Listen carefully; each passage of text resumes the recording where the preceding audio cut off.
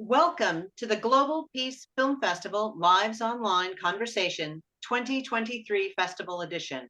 Please join me, Kelly Devine, the Artistic Director, and Nina Strike, the Founder and Festival Director, in conversation with the filmmaker, Lori Miller, while we speak with her about her latest film, Living Wine, which is a part of our upcoming September program. You can find out all the information about our programming by going to peacefilmfest.org.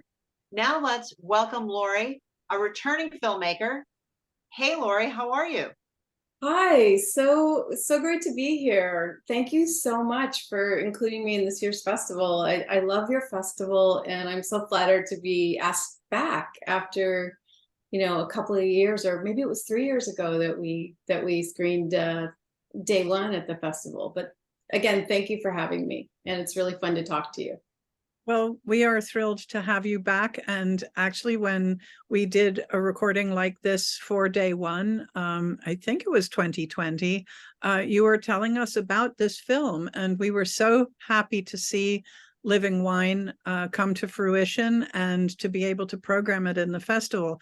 So let's start by, Lori, tell us about Living Wine. Okay, absolutely.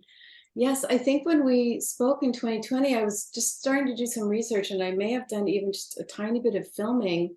And I wasn't even sure I was going to make the film, but I was really, really captivated by the people that I was filming and the subject matter. So I was able to pull it together and make it happen. But in a nutshell, the film follows, I'd say, 4 or 5 natural winemakers throughout Northern California, in different areas, in mostly in 2020, starting in spring and all the way through sort of the end of the year. But the focus is the harvesting of the grapes and the making of the wine. So it's kind of like a deep dive into sort of the making of the sausage of natural wine. What is it? Why do people do it? How do they do it? And I was just really interested in each of my subjects' sort of vision about how they approach their art and craft. And it becomes sort of this mosaic of the many different approaches that one can have in this sort of artisanal way of making wine. And it also has the kind of overarching sort of climate story woven in, which is which may come up later in the conversation. Sort of one of the surprises that came up while I was filming. But it's essentially following natural winemakers during the 2020 harvest season, and it happened to be one of the largest wildfire seasons as well. Well, Lori, thinking back, day one took place, wasn't it in Missouri? Yes, in St. Louis. In St. Louis, yes. So now we're in Northern California. How did you find this particular subject and these winemakers? What attracted you to this? Yeah, no, exactly. When I started thinking about this film, I really was unaware of the subject matter, and it was the pandemic sort of uh, gave me this sort of curveball of information. The story basically came through my younger brother, who lives in Santa Rosa.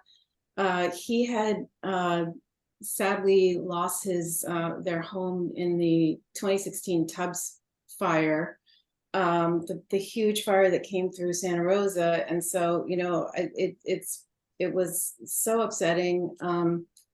The climate issues in California, I live in Los Angeles, are top of mind. And I didn't realize there was a connection with wine and the wine industry. And so when he was able to find a new place, it was sort of in a remote kind of mountainous area off the grid, and it had a tiny little vineyard in the front yard. And he was telling me the story of how the people who owned the place before him had these industrial, farm, I guess they're like wine, grape maintenance people that come, and every 6 to 8 weeks they would spray glyphosate or some other type of pesticide on these vines. And they weren't on the grid, they weren't on the city system for water, and so this was like seeping into their well water. He has a family, and he was super disturbed by this and upset. And he, through a friend of his, was connected with Derek Trowbridge, who's one of the natural winemakers featured in the film in the Santa Rosa area. And he started this process of converting his conventionally farmed vineyard to regeneratively farmed. And I was fascinated by the stories he was telling me, and how I didn't understand anything about soil health and soil biome. And I wasn't even sure how glyphosate works and how it gets into the water table. And he was just sort of telling me the story as it was happening, and this conversion of his tiny little plot. And he sent me a bunch of wine to try, and I tried it, and it's actually quite different than conventional wine. And it sort of hit me, this aha moment. Okay, a lot of people drink wine, they go to whatever organic food market, whether it's Whole Foods or their local market, they try to buy healthy foods, support local farmers, but then they just grab a bottle of wine off the shelf and it's conventionally made. And I think it was sort of this big, I'm not going to say secret, but I think the corporate wine industry doesn't want people to know that wine is highly processed and conventionally made. And I was so surprised by this that I thought it was worth exploring and researching. So I think that was sort of the crux, that there are no ingredients labels on wine, and we just assume it's fermented grapes and it's natural. But for people who are drinking a glass of wine a day, 98% of the time they're drinking a highly processed beverage that the grapes are being farmed in a way that's absolutely horrible for the environment. And I saw the way into the story as literally just following the personal stories of the people that do it the other way. Well, that's what I was going to point out, is that for people who watch the film, and people definitely should seek out Living Wine, not just at our festival, but wherever they can. I think that's the remarkable achievement that you created as a filmmaker, that you take all of these very complex and dynamically interrelated factors, and through these very personal, very respectful portraits of these different winemakers, as a viewer, I took in, I realized I had taken in so much information because I cared so much about these people, and the integrity that they brought to their work. And so if you could talk a little bit about, that integrity that I saw in those folks also is reflected in the integrity of you as a filmmaker. If you could talk about your approach. Oh, wow. That's so kind of you. I so appreciate that. I think as a filmmaker, I'm really interested in human interest stories, and I'm interested in finding people who are possibly, like, I would consider highly creative and also visionary, but they are not going through the corporate system of trying to make noise about themselves, trying to market their products in a way that they reach the most amount of people. They're coming it from the ground up, which is sort of a pun. So meaning these farmers and artisanal winemakers are doing this because they have a real connection with the land, with the earth, with the farming, the type of farming that they're doing. Several of the winemakers talk about the properties in the soil, that granitic soil versus regenerative soil. There's just different, they have a true passion for the type of farming and the type of winemaking that they're doing. So I wanted to just turn the camera on them, ask them a few questions, but just show them, it's sort of like show don't say, that's sort of the thing that you learn about filmmaking. And I didn't want it to be a talking head film where people are like, the differences. We did a little of that, the differences between conventional versus natural wine, but mostly just wanted to inspire people to, to try this wine, based on seeing the portraits of these different people. And oh gosh, I'm so sorry. I thought, sorry about that. Yeah, in terms of, just trying to figure out, how to tell the story in a way that might be interesting to, a general audience. I really looked for people of different ages and different phases of their career. So we have a very young woman, who is in her late 20s, who's just starting out.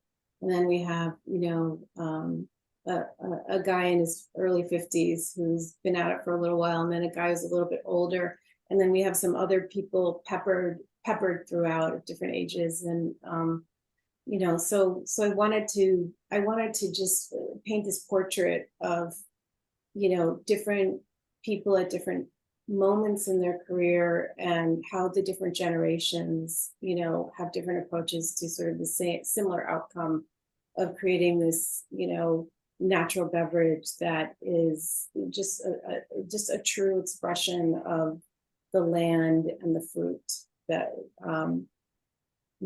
that they are expressing. Yeah. It all sounds almost so very French, doesn't it? That's Yeah. the terroir and all of, Exactly. Although yeah. I did point out in the making of this film and later on, that a lot of wine in France now is also made with, additives and mass produced. They're not as, they do have some restrictions on some of the additives. We have apparently none in this country, or very few. And I think glyphosate is banned in France, but there's a lot of, I think one of the things that comes out in the film is that there was so much marketing done in the corporate wine world in the last few decades, with the wine ratings and the wine fairs and all this. So they became almost like a product of their own marketing, meaning wines started to all taste the same because consumers wanted it to taste a certain way. So there was a massive amount of manipulation that went on or goes on in the making of wine for two reasons: in order to sell more, to make it taste a certain way, but also when you're mass producing wine, you want to do it more quickly and you want to use a lot of additives along the way. So I was unaware of that. I think you get in the habit of, oh, I love that Pinot from Napa, or that oaky Chardonnay from wherever, and it was so, I didn't realize how limiting this was. Kind of a flat, the global and national palettes. Yes, the global and national palettes, and just all the filtering of the wine, taking all the taste out of it, throwing in one type of yeast to genericize the wine. On grapes, there are 30, 40, 50 different species of yeast that grow naturally. And the corporate winemakers, they remove this, and they use only one type of yeast to, flatten it all out. So, these are some of the things that I learned in the making of the film. So once again, diversity is a good thing that we should embrace. Yes, exactly. Not something we should fear. Yeah, and I actually thought this, a lot of people don't drink wine, or you might think, oh, wine is only for people of a certain economic, stature, et cetera, et cetera. But I just found this to be a metaphor for farming and food in general. If you can afford to support, local farmers who try to really, mine the soil, the taste, from the local area, the soil biome, it's just better for the earth. It's better your palate. And just to get back to something that you had said earlier about when we were speaking off camera about one of the surprises in making this film was the connection of climate change. Yes, exactly. I had suspected that there was a climate aspect to the story, but we were sort of just in the very beginning of filming, we were just trying to understand the philosophies and techniques of each person, and I so enjoyed all the scenes where people are picking grapes and stomping grapes and pressing grapes and tasting fermented, juice and all this, that it just hit us unawares when the temperatures started going up to unnatural degrees, around harvest, before harvest. And then I don't know if everyone in the audience will remember reading about the lightning strikes fires in Northern California, which were throughout Sonoma County, Napa County, and also the Santa Cruz fires. These were the largest fires ever. There was obviously the Paradise fire, which is called something else, and it's slipping my mind, the year before. But these fires, collectively, the acres that were covered were actually larger than that. And it was just these fires that went on for weeks and weeks, and the smoke, even if you weren't in the fires, the smoke conditions were so difficult to work in. The heat was unrelenting, and this became a layer of the story, which definitely, of course, added suspense, which is, as a filmmaker, one does, appreciate. But it was so so suspenseful in an upsetting way, to see these people's livelihoods really at risk, and to see how they navigated these conditions and these threats. And I think it ties into the themes in your festival and the Global Peace Film Festival, because I think climate is, it is hitting us all. People, we know all the reasons people are going to be forced to move. There's going to be a lot of suffering, a lot of starvation, a lot of unnecessary death, disease, et cetera, et cetera. And I think that this film, through these personal stories of survival as small farmers and small artisanal, food makers, just what it really, really entails to be threatened in your home, when I say home, I mean in your home area, by actual, the ravages of fire, heat, climate issues. And so we get into that quite a bit in the story. Well, and that does lead me into, tying together the intentionality of you as a filmmaker, of the people you follow in your film, and the festival, which is, to try and bring stories to our audiences, models, frameworks, so that they can take them into their personal lives, into their communities, make the world a better place. And I think that's an interesting aspect of your filmmaking overall, is that although you do show the negative aspects, you don't stay on those. Instead, you really focus on the resiliency and the hope that can, and the inspiration, that the human kind of fortitude that can come out of that. If you wouldn't mind speaking about, what you hope people will take away from the portraits you captured.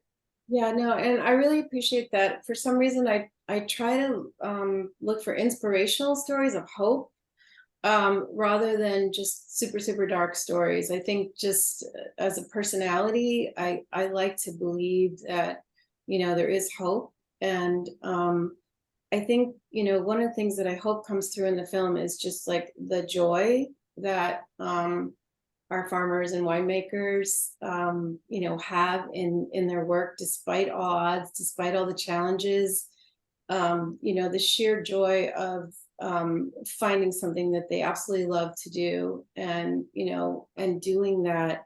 And I think that can be inspirational to people, and I think they're just vibrating on just such a level of, doing something that is so positive, that is part of the reason for the satisfaction that they have in what they do. But they're also they just are also artists, and they found their form of art to work within.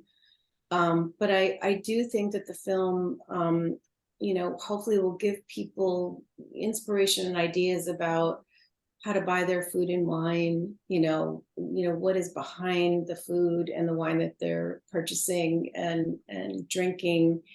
And it takes a little bit of research and just wine wise to find out which wines are natural. They're not always easy to find in your local store. And there's a bit of greenwashing going on within the wine industry now. There's the corporate wine community is figuring out that there is a demand for more natural wines, so they may make wine and call it organic. So maybe the grapes are farmed organically, but they're still manipulating the wine in the winemaking process. Or some other corporations may call their wine natural, but it's really not farmed without glyphosate. So you kind of have to know your winemaker, do your research. There's an organization called Raw Wine. You can go there and start just to help people. But I'm just hoping that people will try the wine. Sometimes it tastes a little different when you first start, but just keep going, because it's just once you kind of go down the rabbit hole, there's you will find wines that you absolutely love. And so I highly recommend. But I can't remember if I answered the question or not. You have to go back. You did beautifully. You did. You told us Okay. about how, yes. Because that's great to think about. I think that's a really wonderful thing to leave everyone with, is that, this does seem like such a large problem. Climate change, it is larger than all of us as individuals, but it does give us as humans some feeling of agency if there are some small steps that we can take that not only heal the planet, but also build community and help one another. So if we can help heal the planet by drinking a beautiful wine that maybe is really tastes of that year and of that particular soil, I think that's a good that's a good way to educate our palates, in every respect of that, as a metaphor and directly. Yeah, no, I totally agree. And each of the winemakers, they're very small producers, and I feel like the film is a tiny indie film that we just put together ourselves. And even if we just get to a few people, it's sort of like the think globally, act locally. I will be thrilled if just a few people try this wine and start drinking and telling their friends about it. So it's a small effort, but we're so happy to be a part of it. And just something you just said that I want to go back to, which is there's a bigger theme in the film, which is that farming is a way that we can heal the planet and heal climate change. It's one of the ways, and I think it's not talked about as much as some of the other solutions. So this comes up on and off throughout the film, and so hoping that people want to learn more about that and put their dollars behind some of these farming efforts that are used to actually capture carbon and regenerate our soils. There was a soil expert that we had in the film who made some short appearances. He's really interesting. His name is Dr. Timothy LaSalle. And I didn't put this in the film, but I think it's in some of the other documentaries about soil.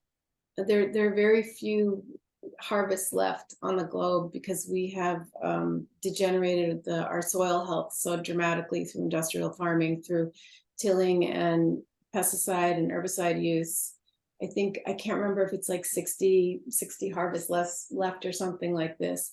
So I think that's something that is sort of a bigger issue in the film that I'm hoping people will start to read about and learn about a little bit as well. we wanted to put the idea of farming as a solution and soil health. in Well, addition. Well, the film is fascinating, and it had never occurred. We've had many films about regenerative farming over the years, but it never occurred to me that, that winemaking could be enhanced through regenerative farming and other practices that are good for the soil and good for the environment. So thank you for that, and thank you for a fascinating conversation. I cannot wait to taste some of these wines. Have to send you some. We should do a virtual tasting and discuss. It's a lot of fun. So tell us what people watching this can do to help not just the film, but also the winemakers, and how to find them, and how to find this kind of these really special wines, and also what's next for you. Okay, wonderful. Well, first, I just want to thank you both again for including us. We're just so happy to be a part of the Global Peace Festival. So thank you. There's a bunch of ways to support. Our website is wine.film. So I guess www.wine.film. On the website, you can click through and read about the winemakers featured in the film, and you can just order from most of them. You can just order wine from their sites. You can email them and ask them any questions you want to. I think a lot of the natural winemakers, I can't speak for all of them, but I know some of them really do enjoy connecting one-on-one with people who have questions about which wines to try, what they recommend, et cetera, et cetera.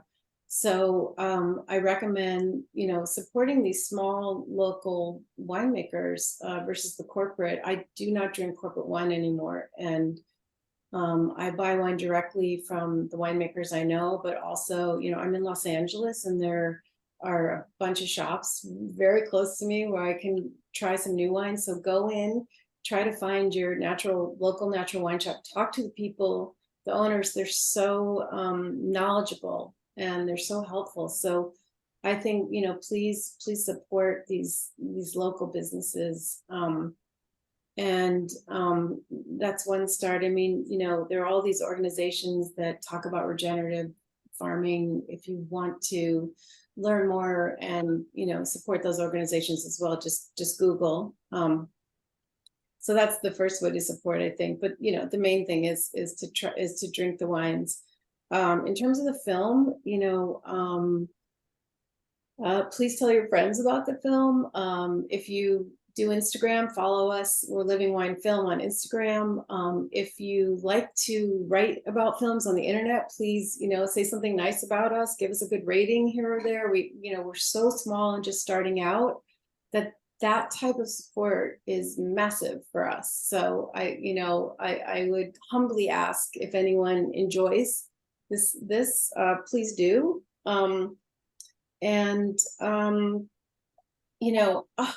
Sorry about this. Let me just get rid of that. Sorry, one sec.